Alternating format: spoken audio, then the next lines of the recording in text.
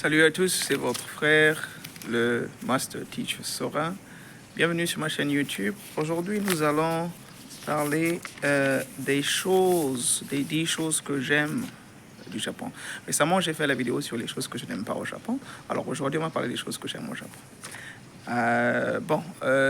C'est de façon générale, hein, ne prenez pas ça trop personnel. Si vous n'aimez pas, vous pouvez commenter pour dire ce que vous pensez de ce que j'ai dit. Ce serait une bonne chose en tout cas, pas de souci. La première chose, c'est le customer service. Le customer service, c'est le service client, d'accord. Ici, vraiment, partout où je suis allé, les clients sont traités comme des rois. Des Japonais sont des gens qui sont très hospitaliers. Et vraiment, contrairement aux États-Unis, par exemple, le client est toujours roi et a toujours raison. Ou bien en Allemagne, le client est roi. Mais ici, c'est plus que ça. Ici, vraiment, le client est comme Dieu. Et ça, c'est quelque chose vraiment qui me donne envie de dire que, en tout cas, bravo au Japon de ce côté-là.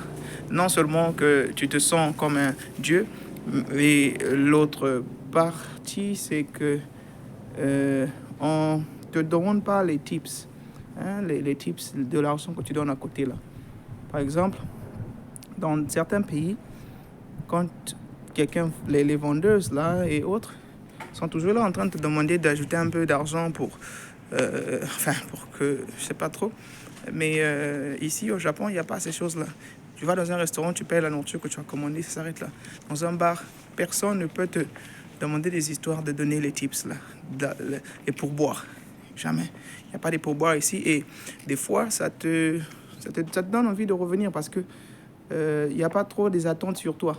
Dans certains coins, dans certains pays, quand tu donnes pas les pourboires là, les tips là et tout, tu as l'impression que tu n'es pas un bon client. Et ça ne te donnerait pas peut-être envie de revenir encore là-bas. Mais par contre ici, en tout cas c'est bon. Ça c'est quelque chose que moi j'aime bien. Il n'y a pas de pourboire ici. Et le service client est magnifique. Les facilités. Bon. Les choses comme les toilettes. Les toilettes publiques par exemple. Tu vas trouver les toilettes ici partout. D'accord? Tu trouves les toilettes ici, les toilettes ici partout. Partout où tu vas, il y a toujours soit des toilettes publiques qui mettent à côté. Il y a toujours des malls, hein, les grands supermarchés, il y a des métros. En tout cas, tu ne peux pas te retrouver dans une situation où tu as la diarrhée, par exemple, et puis il y a des gens qui ont subi, hein. Tu as la diarrhée, tu as envie de pisser et tout. Il n'y a pas de coin pour... Dans des villes développées, hein, dans des pays développés, mais il n'y a pas un coin pour se soulager. Mais par contre, ici au Japon, vraiment, c'est bon. Partout, tu peux trouver un coin pour te soulager. Et il n'y a pas des histoires là de pisser dans les herbes ou bien de pisser dans les coins. Il n'y a pas ces histoires-là ici parce qu'il y a les toilettes partout. C'est quelque chose que j'apprécie beaucoup ici.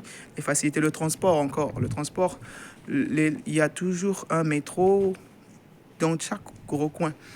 Même si tu es dans un coin caché, au moins tu marches 10 minutes, tu vas trouver un moyen de déplacement. Et c'est fiable. Les heures de départ sont fiables. Tout ça, c'est fiable. Voilà. Il y a aussi les supermarchés, le service client, comme je l'ai dit, est tellement magnifique. Et puis, il y a partout, dans n'importe quel recoin que tu vas te retrouver, il y a toujours des facilités où tu vas trouver un grand supermarché, là où tu vas acheter tout ce que tu veux. Hein, contrairement à certains pays où, dans des suburbs, là, dans les coins reculés, là, il n'y a pas souvent de ces facilités-là pour déjà même se nourrir et tout. Donc, il faut aller marcher, prendre les bus, peut-être aller même à 30 minutes de là où tu vis pour trouver un coin pour s'approvisionner. C'est quand même quelque chose qu'il faut féliciter du Japon. Voilà, la suite, c'est le safety. Safety, c'est quoi? C'est comme se sentir en sécurité. Sentir en sécurité. Il n'y a pas de danger ici en tant que tel. Il n'y a pas de danger. Même quand tu vas dans des coins où il y a la violence, il n'y a pas de danger ici. Il n'y a pas de danger ici. Et tu verras ça vraiment rare. C'est vrai qu'il y a des choses bizarres qui se sont peut-être passées et autres, mais de façon générale, il n'y a pas même quand tu vas dans le coin des samouraïs ici, là, il n'y a rien. Il n'y a rien qui va... Les femmes ici marchent très tard la nuit seules. Elles se déplacent. Quelqu'un est même derrière elle et tout. Elle n'a pas peur parce qu'il n'y a jamais ces histoires qu'on t'attaque ou quoi que ce soit. Ça n'existe pas ici. Donc, voilà. Il y a aussi la sécurité. La sécurité dans ce sens, pas seulement dans le sentiment, mais dans aussi les trucs comme le vol. Ici, ça n'existe pas. Tu peux prendre ton téléphone, laisser en route comme ça. Vous voyez, pas ça pourquoi vous laissez le téléphone là-bas. Vous partez, vous revenez, les gens vont passer ici, personne ne va prendre ça. C'est quelque chose qui ne se passe qu'au Japon. Par exemple, vous allez dans un restaurant, vous laissez vos affaires, vous revenez le lendemain, on va vous redonner ça. Ici, là, ça disparaît. Ailleurs, les choses disparaissent très vite. Et le vol est vraiment... Les gens veulent... voilà. En tout cas, c'est quelque chose à féliciter ici. Il n'y a pas le vol au Japon. Bon, on va continuer. Pour élever votre famille, construire sa famille ici, en particulier pour les enfants, c'est quelque chose qui est très bien. Déjà, que vous savez, dans d'autres pays, il y a ces histoires-là de drogue. Les enfants qui... Surtout pour moi j'ai une fille. Et donc, les teenage pregnancy, les petits enfants qui tombent enceintes parce que le voisin a mangé la mangue sans pour autant qu'elle soit mûre. Les viols, partout dans le monde, hein. Aux États-Unis, il y a beaucoup de viols. Voyez-vous qu'au Japon, ici, il n'y a pas ces choses-là. Vous n'allez jamais croiser un enfant de 18 ans enceinte ici, là, ou 15 ans, parce que c'était l'entourage ou quoi que ce soit, ou bien un enfant de 12 ans dans la drogue. C'est presque impossible ici, là. Et c'est quelque chose que moi, je pense que c'est très bien. C'est encouragé pour élever ses enfants. Un pays qui est très... Parce que personne ne va mettre dans la tête de vos enfants des histoires bizarres. D'accord? Ce sera à vous d'éduquer votre enfant à votre rythme. Et ça, c'est magnifique, c'est magnifique, c'est magnifique. Magnifique. Vraiment, le Japon, c'est un pays à recommander pour élever ses enfants. Seulement, le fait que quand ils vont grandir, les gens ici ont tendance à penser comme dans une petite boîte. Et moi, je pense que ça, c'est un peu mauvais parce que si vous ne voulez pas que votre enfant puisse penser, voir le monde aussi petit que ça, c'est là que ça va devenir compliqué. Mais quand l'enfant est encore petit, je crois que c'est vraiment magnifique. C'est vraiment magnifique. À moins que vous puissiez avoir la possibilité de faire la balance, sortir un peu du Japon, voir autre chose. Sinon, l'enfant sera un peu dans un monde un peu bizarre où l'enfant ne connaît que le Japon et tout. C'est pas vraiment... je pense pas que c'est la meilleure chose à faire pour un enfant qui veut apprendre. Mais pour un début, quand l'enfant est encore un peu innocent, là, peut-être jusqu'à 12 ans, ça peut passer. Bien, l'autre point, c'est la médecine ici, la santé. La santé, tout le monde a la possibilité d'être bien traité et c'est vraiment quelque chose de particulier juste au Japon. Les États-Unis, la santé coûte très cher. Ici, là, tout le monde a la possibilité d'être bien reçu à l'hôpital, pris soin d'eux. Et c'est quelque chose qui est vraiment à féliciter. Seulement, bon, il y a des hôpitaux par exemple, qui exigent que vous puissiez parler japonais. Mais il y en a qui ont des gens qui parlent anglais. Et donc, ça passe. En tout cas, il n'y a rien à dire. La santé ici, c'est plus affordable. C'est plus le prix. Le prix, on peut être à mesure de payer. On peut être à mesure de payer ici plus facilement que dans d'autres pays. Et c'est pas... vous connaissez la réputation du Japon au côté de la santé. C'est parmi les pionniers, sinon les meilleurs. Et donc, vous en avez comme ça. L'avantage, c'est parce que la santé n'est pas prise comme une activité commerciale ici. Comme chez nous, vous allez voir des docteurs qui sont en train d'ajouter les prix, vendre les provisions de l'hôpital à certains patients pour se gagner, pour se faire un peu plus de fric. Donc ici, ça n'existe pas. Ça n'existe pas. Tout le monde sont traités au même pied d'égalité. Et vraiment, c'est magnifique. Bien, le tourisme. Le tourisme, en tout cas, ici au Japon, ils ont développé une réputation qui est vraiment très louable. Et donc, la majorité des gens viennent ici pour le tourisme. Et bon, le problème, c'est que quand tu viens pour le tourisme et quand tu vis ici, tu ne peux pas voir les choses de la même façon. Donc, le tourisme, en tout cas, comme je vous ai dit souvent, les Japonais ont le système du tatemae, le camouflage. Donc, ils s'arrangent à plaire vraiment aux touristes comme ils peuvent pour les faire revenir toutefois. Et chaque jour, il y a plein de touristes ici qui viennent visiter. Si vous voulez un pays pour le tourisme, le Japon, je crois bien que leur visa aussi, c'est plus facile que les visas des autres pays pour le tourisme parce qu'ils sont habitués à recevoir des touristes ici. Bien, un autre point, c'est le racisme. Bien, je pense qu'il n'y a pas le racisme au Japon. C'est quelque chose que je loue. Bon, moi, je parle du racisme dans le cadre de discrimination de façon fatale. Quelque chose qui va te détruire. Par exemple, en Chine, quand tu es noir comme moi, et puis bon, tu peux avoir un salaire qui est moins. Quand tu ne viens pas des États-Unis, tu ne viens pas du Canada, de l'Australie et tout ça, des pays qu'eux, ils respectent, ton salaire est moins. Quand tu ne parles pas, peut-être, je ne sais pas moi, quand ton accent n'est pas comme l'accent des Américains, ton salaire est moins. Donc en tout cas, c'est ça.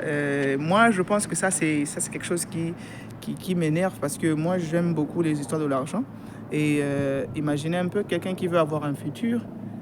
Et si vous me payez moins, ça veut dire que vous êtes en train de gaspiller mon futur. Là, parce que si vous me payez au même titre que les autres et que vous ne m'aimez pas, c'est bon. Il n'y a pas de problème, c'est votre préférence. Et je peux me permettre de quitter votre pays avec les fonds qu'il faut. D'ici 1 année, 2 ans. Mais quand vous me payez moins, ça veut dire que je suis bloqué dans votre pays. Parce que déjà même mon argent que j'ai dépensé pour venir dans votre pays, je ne pourrais même pas peut-être rembourser cela. Donc c'est dans ce contexte-là. Ici au Japon, tout le monde sont payés au même pied d'égalité. Et pour moi, c'est magnifique. C'est pour ça que je dis qu'il n'y a pas de racisme ici. Bien, on va avancer. Le mariage sponsorisé par les in-laws, par la famille, les beaux-parents. Ça, c'est quelque chose qui est magnifique ici. Mais ce n'est pas toutes les familles qui font ça. J'ai croisé plein des amis, quand même déjà plus de 10, qui se sont mariés et ils n'ont rien dépensé pour leur mariage. J'ai essayé de faire un peu le pattern, l'identité. Enfin, j'ai essayé d'analyser un peu. La majorité d'entre eux sont des British, les Anglais, les Américains. Et puis, les gens ici aiment les gens qui ont les yeux bleus avec la peau pale, blanche là. Donc, ils ont leur préférence pour les femmes en tout cas. Donc, c'est ce qui se passe en tout cas quand vous êtes chanceux, vous vous rencontrez avec une japonaise qui vous a kiffé. Alors, il se passe que leur famille va vouloir vous accepter. Pour certains, on va même te mettre, si tu ne veux pas faire les enseignements où ça ne paye pas grand-chose ici, tu vas repartir à l'école pour apprendre le japonais. C'est la belle famille qui va payer. On va vous mettre soit à la maison de la belle famille avant que tu ne commences à travailler là. Donc en tout cas, le mariage est vraiment sponsorisé par la belle famille. C'est quelque chose qui est magnifique. J'adore. Je trouve que c'est l'amour. L'amour, c'est aussi un choix. C'est pas seulement les émotions, des histoires, des films là qu'on voit, des novellas et des Netflix là. Donc en tout cas, je pense que c'est magnifique. Le fait que beaucoup de familles ici au Japon, quand vous trouvez l'amour ici, bon, quelque chose qui est très rare. En tout cas, si vous vous retrouvez dans une bonne famille, ils sont capables de vous aider, mettre la main dans la... Du côté où je viens, souvent, quand vous vous mariez, surtout les Africains, c'est pour vous dépouiller en tout cas.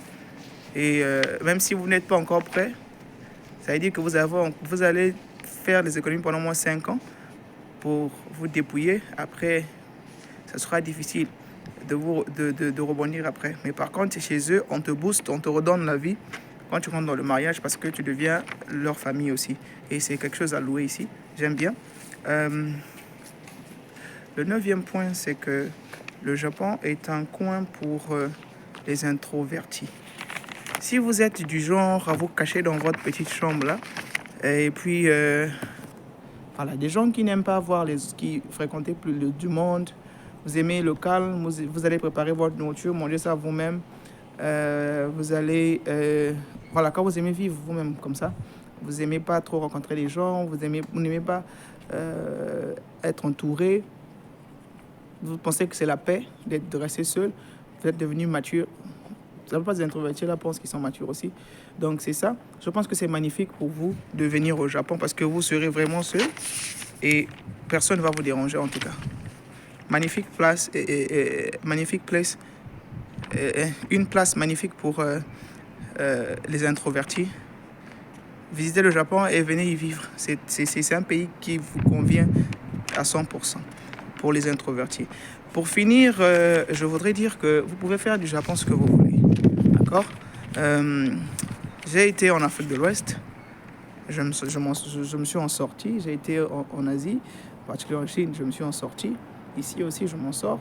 Donc, la vie, il faut en faire ce que vous voulez. Parce que la vie ne vous donne pas ce que vous voulez, mais la vie vous donne ce que vous êtes. Si vous êtes un alchimiste, n'est-ce pas? Transformez la douleur en puissance, en force. J'ai vécu beaucoup de moments difficiles en Chine, mais cela ne m'a pas rendu amer. D'accord? Au contraire, ça te donne encore plus de volonté. D'accord? Yeah. Donc c'est ça. Il y a une femme qui me saluait là, je ne sais même pas c'est qui. Voilà, donc voilà. Faites de la vie ce que vous êtes, ce que vous voulez. D'accord? Devenez des alchimistes. Transformez la douleur en joie, en force. Par exemple, ici, je vous ai dit que dans les choses que je n'aimais pas, que ici, le salaire n'était pas si bon que ça.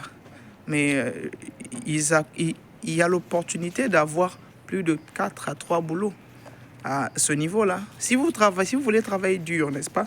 Le même travail, vous travaillez dur, ils ne vont pas vous payer plus. Mais si vous voulez avoir plus d'argent, vous avez plusieurs boulots, on vous paye plus. Et vous essayez de vous en sortir. Donc c'est ça, il faut toujours trouver un moyen de s'adapter. La vie, que ce soit au Japon, que ce soit n'importe où, tout dépend de ce que vous êtes. Si vous voulez trouver l'amour, utilisez le temps que vous avez ici là pour être introverti, vous développer personnellement, devenir le genre de mari, le genre de copain, le genre de je sais pas moi qui vous voulez, pour vous-même déjà. Et après, je pense que la vie donne toujours à la personne ce que la personne est capable d'attirer. Et vous attirez que ce que vous êtes, pas forcément ce que vous voulez. Donc, je pense bien que quand vous allez quitter le Japon, ou bien quand vous allez, même ici au Japon, par hasard, vous pouvez trouver quelqu'un qui réellement a les mêmes vibrations que vous, et puis bon, c'est reparti. Et les gens pensaient que c'est un miracle, mais non, c'est pas un miracle, ça a été travaillé depuis longtemps. Donc, bien de choses à vous, faites de la vie ce que vous êtes, imposez n'importe où vous êtes, ce que vous voulez, et je crois que ça ira. Bien de choses à vous, n'hésitez pas de soutenir la chaîne parce que j'ai besoin de vos likes, de